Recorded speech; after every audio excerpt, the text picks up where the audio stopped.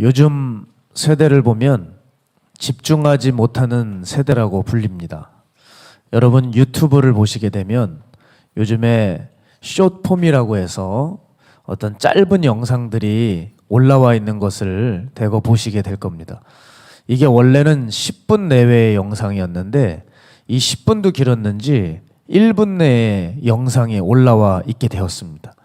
요즘 학생들 할 것 없이 많은 분들이 이 숏폼을 한번 보면 멈추기가 힘들다 그래요. 그러니까 숏폼과 같이 새롭고 자극적인 경험을 할 때 우리 뇌에서 도파민이라고 하는 신경 전달 물질이 분비가 되는데 이 도파민은 사람의 기분을 좋게 만들어 주는데요. 흥미진진하게 해주고 눈이 밝아지고 시간 가는 줄 모르게 합니다. 그래서 계속되는 이 짧고 자극적인 영상들을 통해서 이 영상들이 우리의 도파민을 폭발시키고 있는 거예요. 그래서 숏폼을 보다가 밤을 지새우는 사람들도 많다 그래요. 어떤 사람은 10시간 이상을 숏폼만 시청한다고 하더라고요. 저는 개인적으로 이 숏폼은 좀 답답하다는 생각이 듭니다. 가장 중요한 것을 빨리 보여준다는 면에서 뭐 이득은 있겠지만 영상을 다 잘라먹고 그냥 짧게 끝내버리는 게 여간 아쉬운 게 아닙니다. 그러면서 동시에 좀 우려가 많이 되는 게 뭐냐면 어느 순간부터 유튜브에 숏폼들이 많이 등장을 하게 되었습니다. 근데 그 숏폼의 조회수가 본 원래 영상보다 많이 나오는 경우가 있어요. 이럴 때 우려와 걱정이 앞서더라고요. 야, 이런 영상들이 사람들의 인내심을 갉아먹고 있구나. 우리네 있던 인내심도 집중력도 다 상하게 만들어서 조금만 길고 조금만 어렵고 이렇게 되면 지루해하고 견디질 못해서 확 꺼버리고 다 집어쳐버리는 이렇게 만들어버리는 겁니다. 이 짧고 순자극적인 것들만 사람들로 하여금 좋아지게 만들기 때문에 좀 조용하고 진지하고 깊이 있는 것들은 어느새 무시하게 되고 만다는 거죠. 저는 여기서 영적인 공격이 이 원리로 작용하고 있다는 것을 알게 되었습니다. 여러분, 마귀는 지금 이렇게 세상을 만들어가고 있어요. 이런 부분을 현대인들의 삶의 스타일로 고착시켜가고 있어요. 자, 이게 계속 우리의 삶에 고착이 되면 어떤 일이 벌어질까요? 조그마한 어려움도 참지 못하게 만들어버리기 때문에 결국 신앙생활에도 악영향을 미칠 수 있다는 거예요. 특히 젊은이들에게 이런 부분은 확연하게 드러나게 되는데요. 예배 한 번 드리는 것을 점점 괴로워하게 되는 겁니다.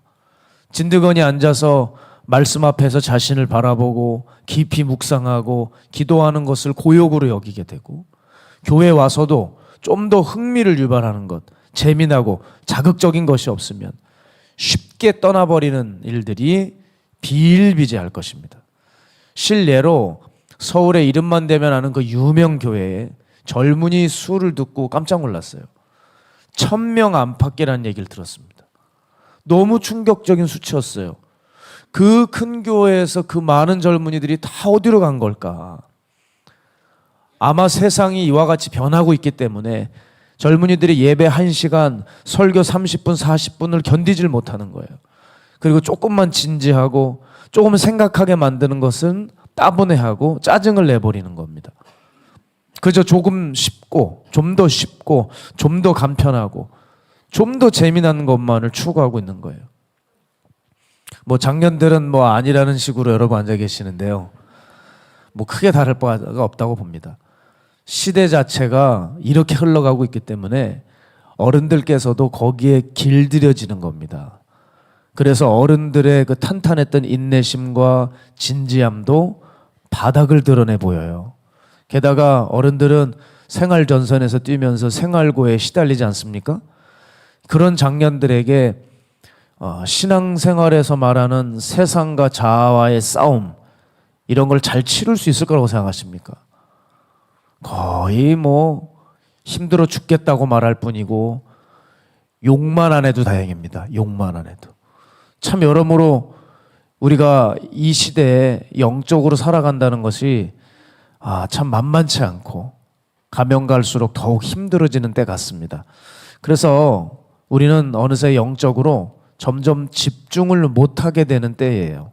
쉽게 마음이 나뉘어지고 주의가 분산되고 산만해지는 거예요.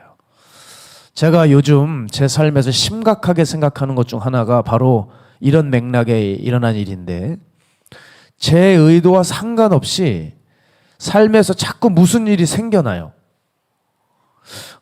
가령 말씀을 읽어야 된다, 혹은 설교를 준비해야 된다.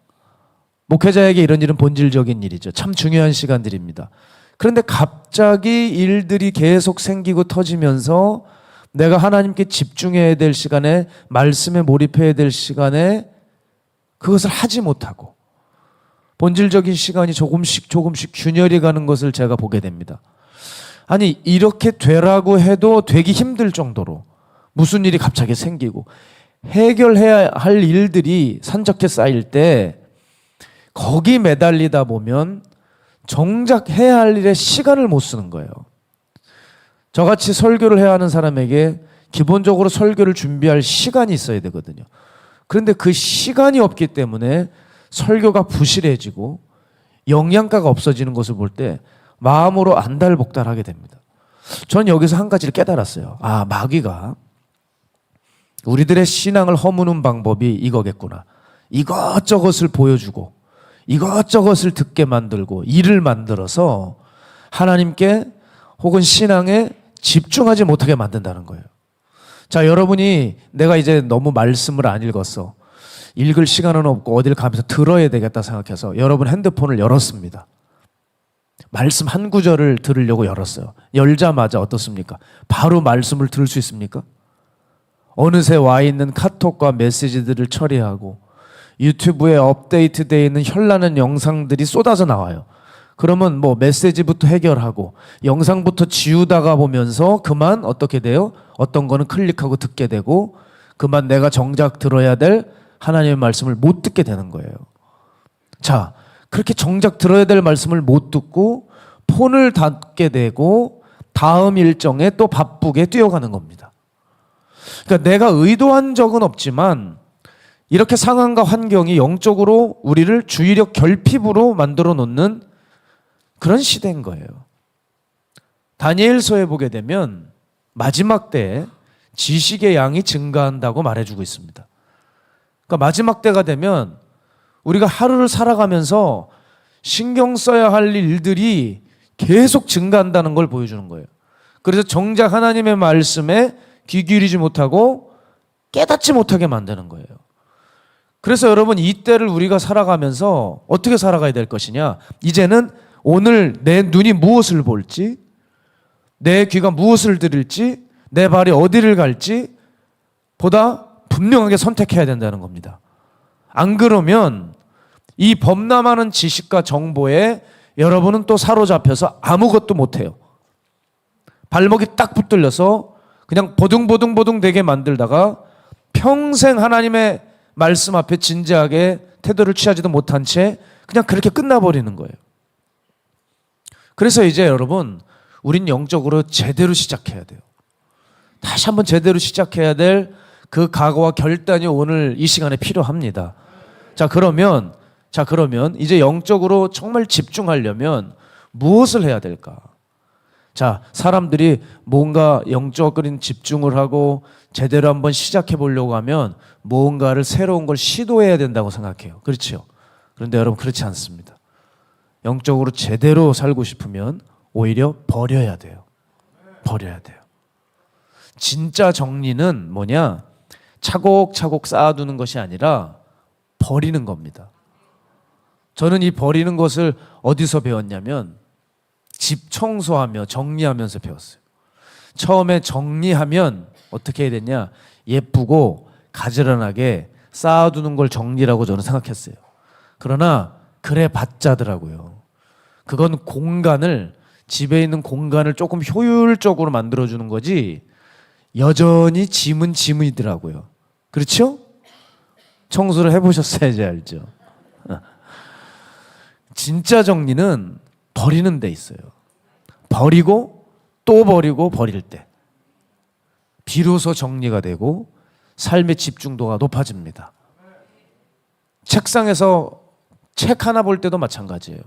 항상 책상을 닦고 모든 것들을 치웁니다. 그러면 오히려 글이 더 명확하게 들어오고 집중력이 높아지는 것을 경험해요. 자, 여러분, 이렇게 정리는 뭔가를 갖추고 뭔가를 시도하는 게 아니라 버리는 거예요. 버리는 거. 그런 의미에서요, 늘 바쁜 사람들이 있어요. 늘 바쁜 사람들. 맨날 바쁘다는 사람들. 근데 여러분, 왜 바쁜 줄 아냐? 그건요, 우선순위를 모르기 때문에 그 사람이 바쁜 거예요. 버려야 되는 일들까지 다 하려고 덤벼들기 때문에 바빠지는 거죠. 그런 의미에서 공부를 못하는 학생들이 있어요. 그 공부를 못하는 학생들은 책을 많이 가지고 다니는 학생입니다. 할 게 너무 많아. 볼 게 너무 많아서 제대로 한 과목도 끝내지를 못해요. 괜히 힘들게만 살아가고 있는 거예요. 여러분, 저는 신앙생활 못하는 사람들도 여기서 크게 벗어나지 않다고 생각합니다. 신앙생활 못하는 사람들이 있어요. 도무지 정리가 안 되는 사람들이에요. 좀 성격이 집착적이고 집요하고 한번 물게 되면 놓지 않는 사람들 있죠. 그걸 좋은 걸 물면 좋은데 쓸데없는 거를 다 물고 쌓여만 가요. 그래서 5만 가지 생각과 번민에 사로잡혀가는 겁니다. 물론 이런 사람들이 많으셔서 한국 기도원이 잘 됐어요. 네, 우리나라 기도원이 잘 됐습니다. 늘 고민거리만 가지고 오시니까. 그리고 고민거리를 놓고 가면 좋은데 하도 오랫동안 짊어지고 살아서 내려놓고 가는 게 허전하고 아쉬워서 나갈 땐 다시 지고 나가고, 그런 수 없는 사람들 때문에 우리나라 기도원이 잘 된 건 사실입니다. 참, 여러분, 버리는데 우리의 신앙의 핵심이 있어요. 그런데 예전부터 보면 제가 상담을 할 때 참 황당한 일을 겪어요. 그렇게 근심을 가지고 문을 두들기고 앉아 계시는데 얘기를 들어보면 너무 간단한 거예요. 그런데 그거를 이렇게 부풀리고 과장하고 크게 봐서 짐이 아닌데도 짐으로 여기고 살아가더라고요. 이런 사람들은 신앙생활 잘 못합니다. 오히려 성경은 우리로 하여금 정리하라고 말해요. 정리하라고. 마태복음 6장 34절 보게 되면, 그러므로 내일 일을 위하여 염려하지 말라. 내일 일은 내일이 염려할 것이요 한날의 괴로움은 그날로 족하니라. 베드로전서 5장 7절, 너희 염려를 다 주께 맡겨버리라. 가만 보면 여러분, 우리가 살 길은 생각하지 않는 겁니다. 버려버리는 거예요. 사실 우리가 아무리 생각하고 걱정해도 일어나지 않을 일들, 걱정하지 않아야 될 일들을 안고 살아가거든요.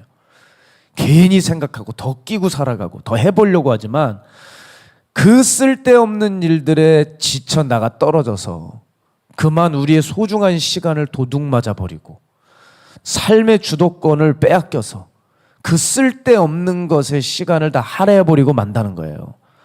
내가 나 자신을 이끌어가는 것도 힘든데 짐이 나를 이끌고 가는 황당한 일이 벌어지고, 우린 또 신앙인 아닙니까? 정작 치러야 될 기도의 시간에, 하나님과의 교제의 시간에 쓸 시간과 에너지가 없어지는 겁니다. 자, 그런 의미에서 오늘 본문이 주는 의미는 커요. 광야에서 사람들이 많이 죽었답니다. 그런데 왜 죽었냐고 물으신다면 답은 이렇게 간단히 말할 수 있어요. 하나님께 집중할 시간이 없어서 죽은 겁니다. 여러분, 광야에 이스라엘 백성들이 전도졌어요. 광야는 뭐 하는 곳인지 여러분이 확실히 아셔야 돼요. 광야에 왜 우리 하나님이 보내시냐? 하나님 한 분만 보라고 보내시는 거예요. 광야라고 하는 단어의 어원은 히브리어 다바르입니다. 말하다라는 뜻이에요. 그러니까 광야는 하나님의 말씀이 있는 곳이에요. 가서 광야, 우리를 가라가는 것은, 왜냐, 광야 가서 하나님 말씀 좀 들으라는 거예요. 그런데 광야에서 하나님 말씀만 들으면 사는데 이것저것 다 보이고, 이 사람 하는 얘기 저 사람 하는 얘기, 이 사람 불평 저 사람 불평 다 보이고 다 들리고 다 가요. 여러분, 우리에게 욕심이 왜 생기고 유혹이 왜 생기냐? 바로 여기에 있다니까요. 하나님 한 분께만 집중하면 그런 게 생기질 않아요. 그런데 교회에 와서도 마찬가지예요. 하나님 한 분 보기고 하나님 한 분 알아가기도 바쁜데 너무 알아갈 게 많아요. 이 사람 저 사람 이 얘기 신경 쓰고 저 얘기 신경 쓰고 그러더니 언제 하나님 봅니까? 욕심이 생기고 여기서 죄가 잉태하고 사망을 낳고 유혹이 생기는 거예요. 자, 여호수아와 갈렙이 가나안 정탐을 다녀와서 수없이 백성들에게 말했습니다. 사람 보지 마라. 사람들 얘기 듣지 말고 하나님 약속 붙들자. 하나님이 저 땅 주신다고 하셨다. 그러면 저들은 우리의 밥이다. 그렇게만 하나님 말씀만 광야에서 들으면 됩니다. 그런데 그들은 이 사람 저 사람 얘기들을 들었어요. 그래서 광야에서 살아남은 사람들이 누구냐? 하나님께 집중했던 사람들만 살았습니다. 그리고 나머지는 다 죽었습니다. 우린 여기서 뭘 알 수 있어요? 신앙은 정리입니다. 그리고 신앙은 하나님께 집중하지 못하면 아무런 의미가 없는 거예요. 볼 것 다 보고 들을 것 다 듣고 갈 때 다 가고. 그래서 어떻게 주의 길을 갑니까? 여러분, 우리는 지금 다 광야 같은 인생길을 걸어가고 있어요. 그렇죠? 녹록치 않습니다. 오늘 일이 해결된 것 같은데 또 하루 눈 뜨고 일어나면 또 다른 일이 벌어집니다. 이 문제 해결된 것 같은데 이거 많은 사람 기도해줘서 나은 것 같은데 괜찮아진 것 같은데 또 생기고 또 생기고 온갖 평생 문제 해결하다가 인생 마치는 게 꼭 광야길 걸어가는 것 같아요. 여러분, 이럴 때 우리들이 해야 될 것이 뭐냐? 사람들의 이야기는 과감히 버리는 거예요. 사람들의 경험담도 버리는 거예요. 하나님의 말씀을 듣는 것이고 하나님의 사람들의 이야기를 듣는 거예요. 신앙은 무엇이냐? 무엇을 선택하고 무엇을 버릴지의 싸움이에요. 그렇게 정리해 나아가지 않는다면 욕심과 유혹 앞에 우리는 죽습니다. 히브리서 3장 13절 오직 오늘이라 일컫는 동안에 매일 피차 권면하여 너희 중에 누구든지 죄의 유혹으로 완고하게 되지 않도록 해라. 저는 이 말씀을 볼 때 아주 어떤 큰 일을 겪은 뒤에 엄중하게 하시는 말투 같아요. 맞습니다. 그 신뢰를 드는 게 뭐예요? 오늘 광야에서 백성들의 모습입니다. 이 광야에서 자기 백성을 하나님이 뭐라고 표현하시냐? 나를 경노하게 하던 자들, 범죄했던 자들, 나를 노하게 했는데 몇 년을 노하게 했느냐? 적어 놓으셨어요. 40년 내내 노하셨대요, 그들에게. 그럼 범죄의 본질이 뭐냐? 10계명 제1계명을 어긴 거예요. 나 외에 다른 신은 섬기지 말아라. 이걸 어긴 거예요. 즉 한마디로 하나님께 집중하지 못해서 결국 금송아지까지 가서 사망했다는 기사입니다. 저는 그런 맥락에서 주님께서 저를 처음 종으로 부르셨을 때가 기억이 납니다. 시작도 안 한 저에게, 정말 하룻강아지 같은 저에게 주님이 이 말씀을 주셨어요. 하늘에서 최고로 인정을 받는 길이 있다. 그것은 버리는 삶에 있다 하셨어요. 아무것도 모르는 신학생 1학년에게 하나님이 이 말씀을 제게 주셨어요. 너무 깜짝 놀랐습니다. 사실 저에게는 감당할 수가 없는 말씀이었고 이 말씀으로 어떻게 살아내야 될지 막막했어요. 그리고 정말 그 말씀 이후로 버려야 할 일들이 많았습니다. 하나님이 이제 제가 가야 될 길을 알려주시는 거죠. 그때 버리지 않았으면 저 한 발자국도 못 갔고요. 안 버렸으면 발목 다 잘려나가서 지금 저 뭐하고 있을지도 몰라요. 그때 그 말씀 붙들고 버렸기 때문에 마가의 다락방에 올 수 있었어요. 여러분, 예를 들자면 우리가 먼 길 떠나갈 때 짐을 가볍게 해야 됩니다. 이 짐이 무거우면 여행이 불편해져요. 제가 처음 박 목사님을 따라서 미국 캐나다 집회를 갔던 적이 있는데 그때 함께 떠날 때 제 짐을 보시고 그랬어요. 야, 넌 이게 뭐냐? 짐은 이렇게 하는 게 싸는 게 아니야. 야, 봐봐. 내 거 봐봐. 그러면서 하나씩 보여줬어요. 옷도 딱 요렇게 아주 간단했어요. 많이 넣지 않았습니다. 저는 바리바리 다 쌌습니다. 그때 핀잔을 들었어요. 아, 그때 깨달았습니다. 짐은 가볍게 싸는 거구나. 그때 배웠다니까요. 아, 비워야, 버려야 여행이 쉬워지는구나. 버리지 않으면 아예 갈 수 없는 길이 주의 길이구나. 거기서 배웠어요. 저는 마가의 다락방에 그래서 도착했습니다. 그리고 저는 여기 오면 제 자신을 버릴 줄 알았어요. 사실 여기까지 올 때 쉽게 오지 못했어요. 많은 것들, 사랑했던 것들을 뒤로 무르고 버리고 오긴 했습니다. 그러나 이곳에 와서 덧입고 지내면서 어느 날 정신 차리고 보니까 버리는 것이 아니라 갖고 있더라고요. 거기서 한 가지를 깨달았는데 장소가 사람을 만들어주는 것이 아니라는 것을 알았어요. 저 오지에 사람이 가 있다고 해서 그 사람이 변화되었다고 말할 수가 없어요. 마음으로 정말 비우고 버려야 돼요. 강남 한복판에 있을지라도 내가 정말 마음으로 비우고 버렸다면 그 사람은 성자입니다. 오히려 오지에서 성자가 안 나오고 강남 한복판에서 성자가 나올 수가 있어요. 여러분, 장소가 그렇게 중요한 의미였다면 이스라엘 백성들은 다 구원받았어야 했습니다. 그러나 그 척박한 광야에서도 사람들이 얼마나 자기 권리와 자기 소유와 자기 자리와 자기 사랑에 목말라 있는지를 아시죠? 장소는 의미가 없어요. 따라서 여러분, 우리가 이제 무엇을 버리고 무엇을 선택해서 무엇에 집중할지가 신앙에 있어서 중요합니다. 저는 그래서 늘 무언가 새로운 시도를 해야 될 때 버릇처럼 하는 일이 있어요. 그게 뭐냐면 잘 안 될 때도 있지만 애써 마음을 비워버립니다.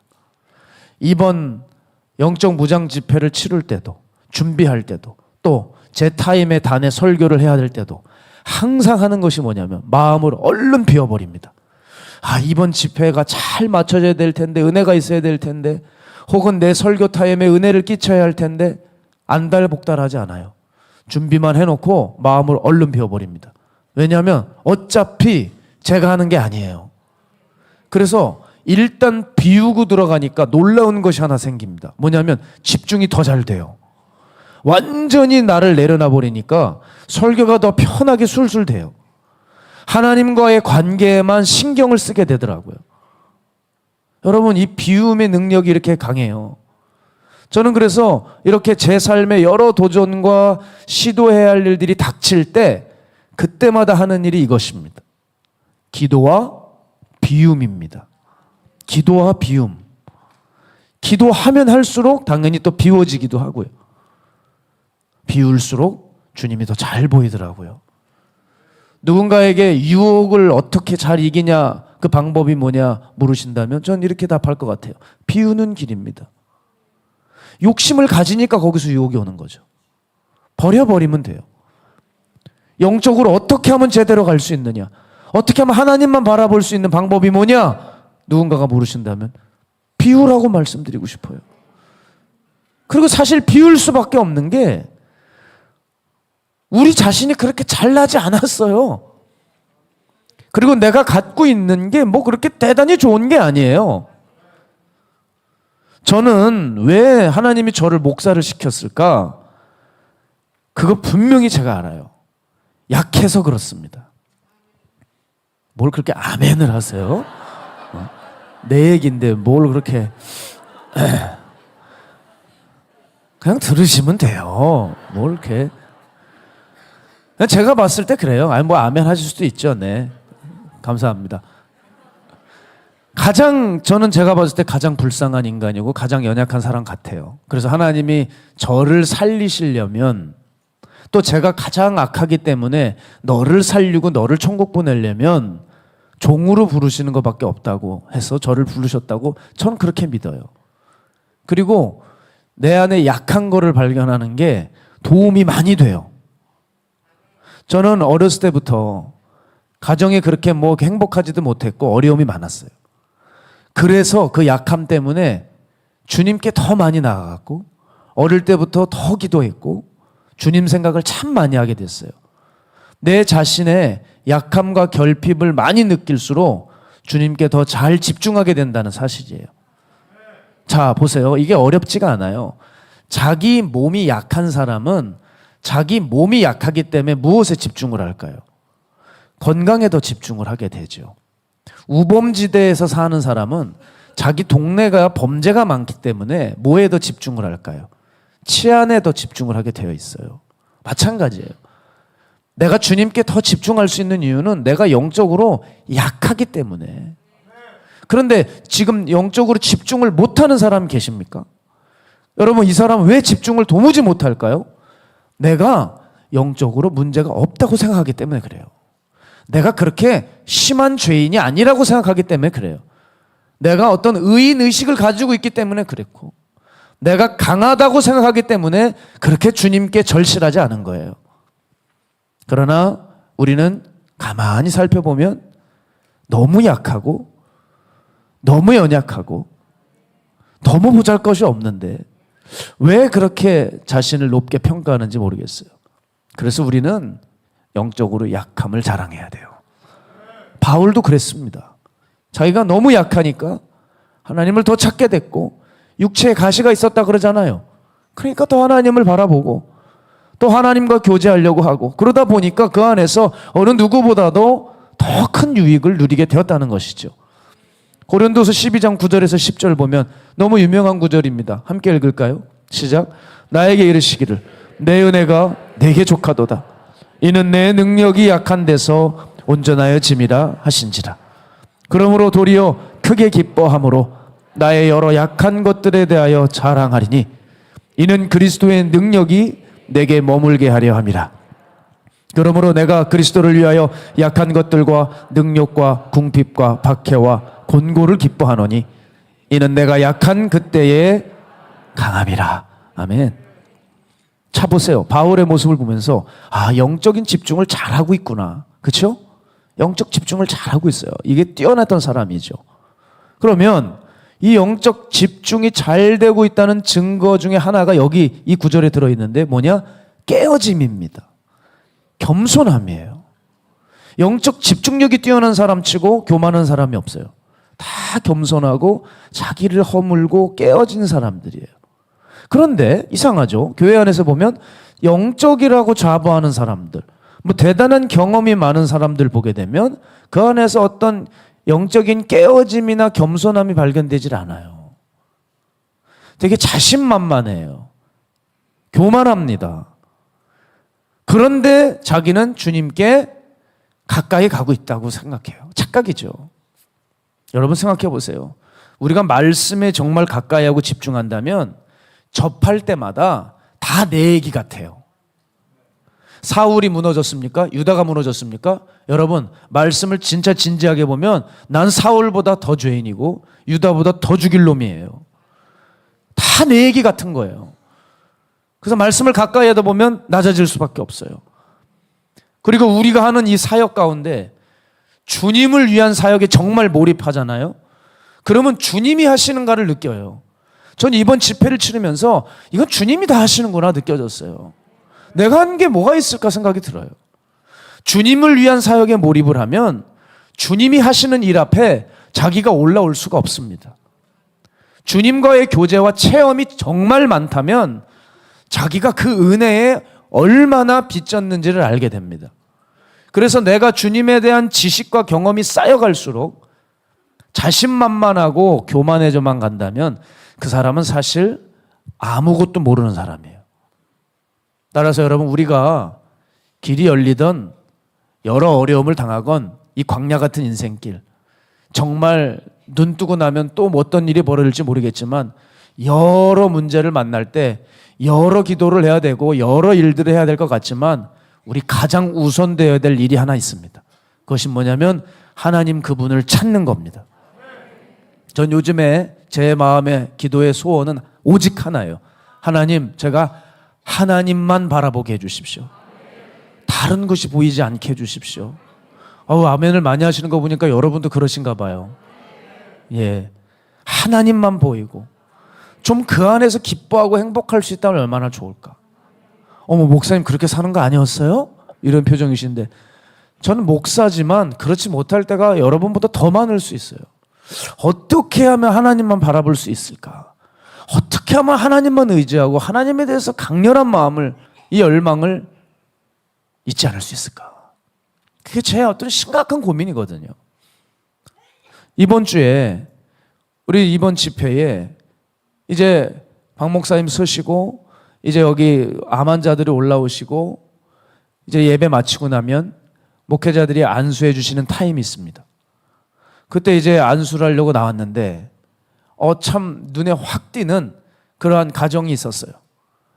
엄마 아빠가 있고 그 가운데는 어떤 간이 침대 같은 작은 간이 침대에 누워있는 여자아이가 있었어요.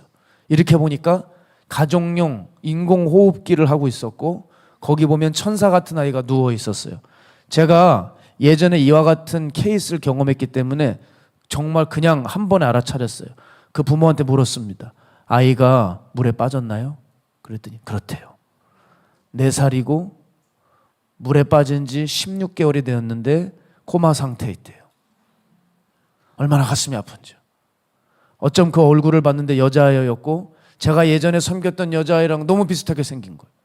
그러니까 하얗고 그렇게 예쁜 아이가 누워 있었어요. 꼭 천사가 누워 있더라고요. 어떻게 해야 될까? 가슴이 막 미어지더라고요. 제가 첫 번째로 섬겼던 그 아이는 이제 주님 품에 안겼습니다. 이 아이는 어떻게 될까?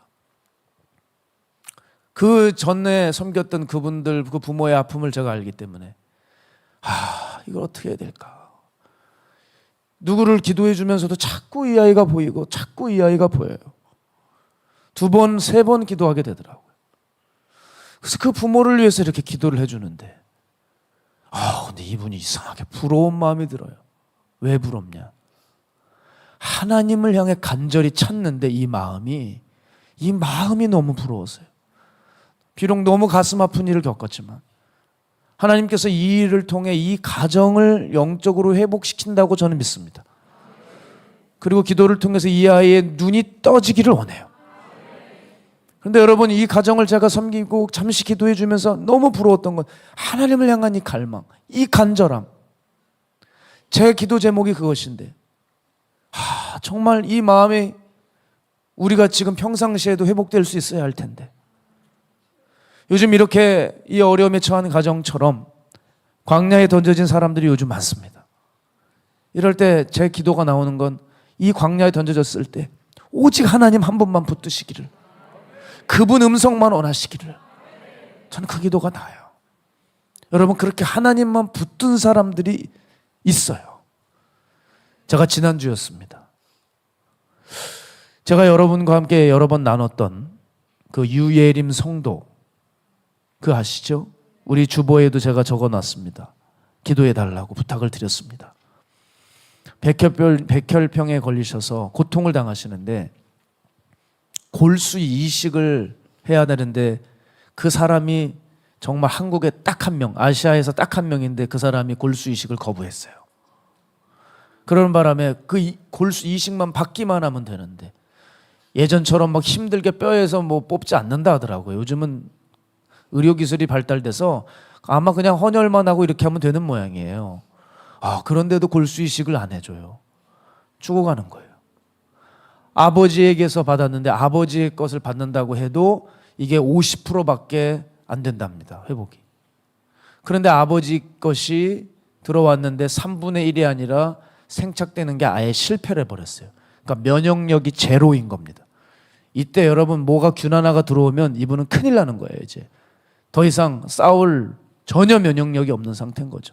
절대절명에 생과 사를 오고 가는 합병증까지 오는 그런 상황이었는데 여러분, 놀랍게도 이 성도님이 퇴원을 하셨어요. 어머님이 지난주에 방문을 하셨습니다. 얘기해 주는 거예요. 우리 유예림 성도 어떻게 됐습니까? 퇴원을 했대요. 의사들이 기적이라 그런대요. 완치가 된 것은 아닌데 어느 기간 동안 의사들이 이제 테스트를 하는 모양입니다. 그 어느 기간 동안 이제 나빠지게 되면 이제 가망이 없는 건데 결판이 나는 시간인데 그 시간을 기적적으로 넘어가고 데이터를 보면 점점점 좋아지고 있대요. 그래서 당신은 진짜 신기하다. 퇴원을 해도 되겠다. 그래서 통원 치료를 하면서 지금 집에서 병원을 다닌다는 거예요. 정말 여러분 기적이 일어난 거예요. 면역력이 제로인데 여러분 좋아질 수가 없죠. 지금 제가 살짝 코감기가 왔는데 만약에 그분 감기라도 걸리면 그냥 끝인 겁니다. 제 마음에 떠오르는 생각 하나가 있었어요. 아니 이분은 어떻게 이렇게 기적을 경험할 수 있을까? 어쩜 점점 나아져서 의사들도 정말 이거는 설명할 수가 없고 내가 의사 평생에 이런 사람을 본 적이 없다고 할 정도로 기적의 주인공이 되었을까? 이분은 신방을 갔을 때 너무 간절한 거예요. 하나님을 향한 믿음이 아주 확고해요. 주님이 데려가려고 하셨다가도 나는 살 것이라고 하는 것이 너무 확고하니까 주님도 주저하실 것 같은 믿음이 있으시더라고요. 그 아픈 몸으로 면역력이 제로인 상태에서 여러분 같으면 여기 이 사람들 많은 사람들이 내쉬는 뿜어내는 숨쉬는 이곳에 와서 앉아 있겠습니까? 여러분 조금만 아파도 집회 못 오시잖아요. 이분은 그 죽어가면서도 여기로 오신 거예요. 저 앞자리에 앉으셔서 세상에 안수를 하고 있는데 이렇게 보니까 그 성도가 앉아 있는 거예요. 제가 얼마나 놀랐겠습니까? 그래서 그분을 안수를 하는데 안수하는 제 손 위에 자기 손을 얹으면서 제 손을 콱 붙드는데 그 간절함, 정말 옆에서 이렇게 보면 그 어머니는 울고 계시고 제 손을 놓지 않았던, 손을 뗄래야 뗄 수 없었던 그 간절함에 혈루병 앓은 여인이 예수님의 옷자락에 손만 대도 나을 것 같은 그 간절함으로 저 같은 게 뭐라고 그냥 손을 붙들고 안아주는 거예요. 하나님, 제 손 위에 주님의 손이 포개지게 해주십시오. 주님이 얹으시면 됩니다. 얼마나 기도했는지 모릅니다. 여러분 결국 하나님 한 분만을 갈망하고 바라는 힘이 그분의 생명을 연장시킨 것입니다. 그리고 이분은 왜 이 길을 걸을 수 있었냐? 자기의 약함을 아는 거예요. 자기의 약함. 나는 이제 하나님 한 분 아니면 이제 안 된다는 사실에 정확한 깨달음이 있는 거예요. 그러니 하나님께 온전히 몰입할 수 있게 되었다는 것이죠. 하나님께 몰입하고 집중할 수 있는 거예요. 여러분 전 이게 복이라고 생각해요. 아무리 부동산과 돈이 많아도 소용없어요. 하나님께 집중하지 못하는 성도가 있다면 그게 뭔 소용이 있어요? 그게 뭔 복입니까? 이것저것 챙기냐고 하나님 다 놓치고 있는 사람이 뭔 복입니까? 그 사람이 그건 어찌 보면 저주예요. 여러분, 여러분의 삶에는 정말 하나님이 계십니까? 아니면 도대체 무엇이 하나님과 보내야 될 이 시간을 다 앗아가고 방해하고 차단하고 가로막고 있나요? 말씀이 나를 이끌어가고 있나요? 우리들의 기도가 내 삶을 지탱해주고 있나요? 하나님의 교제로 내 시간을 채워가고 있나요? 여러분 이 일에 집중하지 못하게 하는 것이 무엇입니까? 오늘 그걸 버리자고요. 오늘 그걸 잘라내자고요. 신앙생활은 정리생활입니다.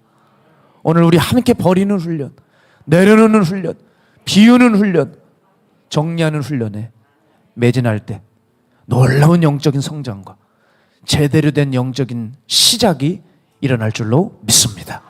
우리 시간 함께 이 찬양하면서 주님 앞에 봉헌하며 나가겠습니다. 기도하겠습니다. 사랑하는 하나님, 오늘 우리에게 뭐 있겠습니까? 주만 바라봐야 합니다. 내가 가지고 있는 것, 내가 누리고 있는 것, 내가 기대하고 있는 것, 하나님 이것이 얼마나 먼지 덩어리인지 모릅니다. 오직 주님만 바라보고 싶습니다. 하나님을 향한 열망이 끊이지 않게 원합니다. 이것이 우리의 소원 되게 하여 주셔서 언제나 여호와의 집에 거하고 여호와를 내 속에 모셔두고 그를 우편에 둠으로 내가 흔들리고 요동하지 않는 것입니다.